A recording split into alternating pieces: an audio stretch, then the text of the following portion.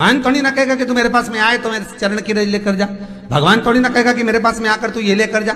भगवान तो कहेगा मेरे पास में आया है, मांगना कुछ मत, बस मुझे जो स्नान कराया है मेरा चरणोदक लेकर जा, छीट दे पूरे घर में, संपदा भरना मेरा काम है। जहां मेरी चरण की रज पहुंच गई वहां संपदा स्वतः पहुंचती है, मैं वहां पहुंच जाता हूं। तो चरणों तक ले जा, पर लोग ले जाते हैं, पूजन करते, कलश भी उंडेलते, जल भी चढ़ाते, पर आते समय खाली लेकर आ जाते। भगवान को इतना बुरा लगता, मेरे दरवाजे से खाली जाए मुझे कितना बुरा लगेगा। जो आए वो भर कर जाए, भले 2 बूंद लेकर आओ, पर उसमें चरणों तक थोड़ा सा लेकर अवश्य आए।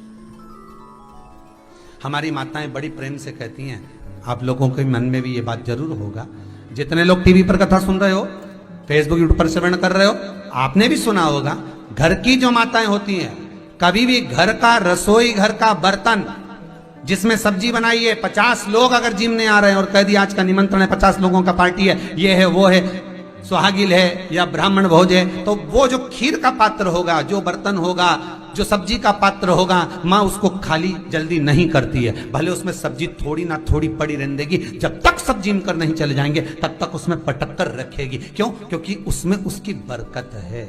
उसी तरह जल चढ़ाने के बाद हम जब लेकर आते हैं पात्र के अंदर, ये उसमें उसकी बरकत है। गर्ग संहिता में दूसरी चीज कही, उसको भी समझ लीजिए। गर्ग संहिता में कहा गया, जब आप घर से जल लेकर जाते हो भरकर, तो ये सृष्टि की जितनी नदियां हैं, पृथ्वी पर जितनी नदियां विद्यमान हैं, जितने तालाब, जितने सरोवर, जितने कुंड, जितने विराजमान हैं, उन सारे तीर्थों का जल जब आप घर से लेकर निकलते हो तो वो तीर्थ का संपूर्ण जल आपके कलश में आ जाता है।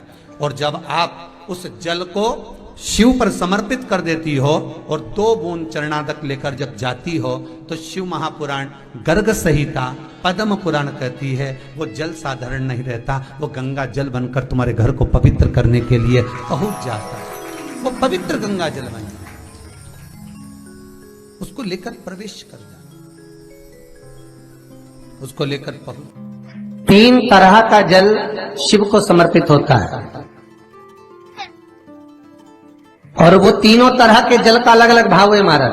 पहला जल सादा, घर से पानी लेकर गए, जल लेकर गए, शंकर को चढ़ाया, वो हमने घर का अपना एड्रेस बता दिया, भगवान शिव को जल चढ़ाकर अपने आनंद के लिए शंकर से कुछ प्राप्त कर लिया। दूसरा जल, जल के कलश में थोड़ा सा इत्र डालकर शंकर को जब समर्पित करते हैं, तो महाराज घर में अगर कोई व्यक्ति बहुत रोगीला है, बहुत रोगीला, एक शिव महापुराण में, स्कंद पुराण में, नर्मदा पुराण में, भविष्य पुराण में, अग्नि पुराण में, नारद पुराण में, बरहा पुराण में, वामन पुराण में जितनी चीजें लिखी गई है, एक एक प्रैक्टिकल कर कर देखो, तो शिव महापुराण, स्कंद पुराण का यह भाव याद करिए कि 1 लोटे पानी में इत्र मिलाकर, जल में इत्र मिलाकर, बहुत रोगीला व्यक्ति, बहुत बीमार व्यक्ति है, 1 लोटा पानी उसका हाथ का स्पर्श कराकर शंकर को चढ़ाना प्रारंभ कर दीजिए। महाराज केवल 5 या 7 दिन चढ़ाओ, और वो 7 दिन के बाद में उस बीमार व्यक्ति का क्रम देखिए कि उसमें कितना आराम लगा है।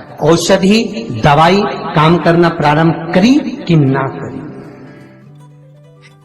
केवल इत्र समर्पित, इत्र का जल। तो पहला जल सादा, दूसरा जल है इत्र का, और महाराज तीसरा जल जो शिव महापुराण के अंतर्गत कहा गया है, बेलपत्र का जल।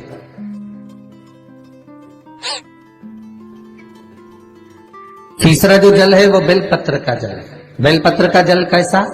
तो महाराज शिव महापुराण की कथा कहती है कि जल के पात्र में एक बेलपत्र अंदर डालकर उस जल के पात्र को ले जाकर शिव को समर्पित करना, अर्थात अपनी मन की कामना भगवान शंकर से कह देना, केवल बेलपत्र के माध्यम, बोलना नहीं है हमको, कुछ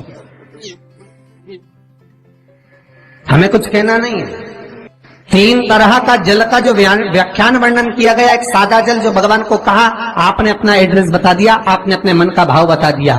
इत्र का जो जल चढ़ाया गया वो केवल रोग मुक्ति के लिए चढ़ाया गया। और तीसरा बेलपत्र, अगर उस जल में एक बेलपत्र भी पड़ी हुई है और वो बेलपत्र पड़ा हुआ जल आप जिस भाव से चढ़ा रहे हो, जिस कामना से चढ़ा रहे हो, शंकर वो कामना आपकी पूर्ण कर दे। आपको हमारी वीडियोस पसंद आए तो चैनल को सब्सक्राइब करें और वीडियोस को शेयर अवश्य करें। Thanks for watching.